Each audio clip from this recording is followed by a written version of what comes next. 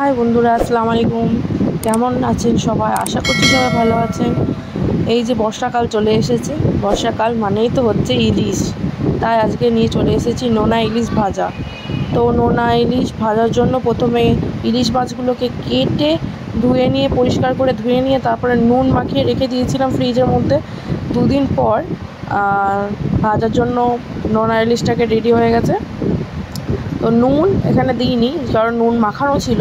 সেই জন্য হচ্ছে গুঁড়ো লঙ্কা আর হলুদের গুঁড়ো দিয়ে ইলিশ মাছটাকে ভালো করে মাখিয়ে রেখে দিয়েছিলাম বেশ কিছুক্ষণ ধরে।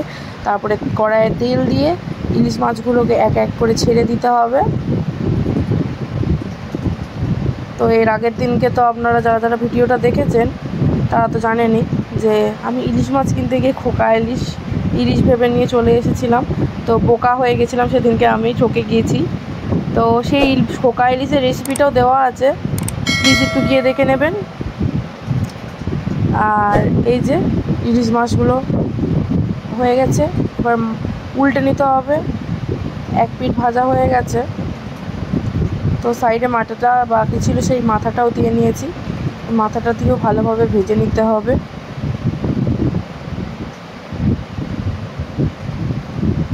তারপরে মা এখানে পেঁয়াজগুলো হালকা হাতের সাহায্যে ভেঙে ভেঙে নিয়ে তার উপরে ছড়িয়ে দিচ্ছে। পেঁয়াজগুলো একসাথে আর মাছগুলো একসাথে ভাজা হবে, খেতে বেশ ভালো লাগে।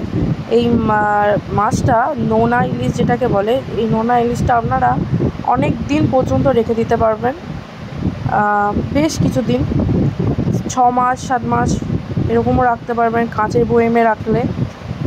ফ্রিজে রাখলে তো আরও ভালো।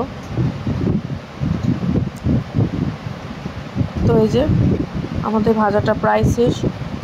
প্লিজ লাইক করবেন, কমেন্ট করবেন আর শেয়ার করে দেবেন। Thank you for watching.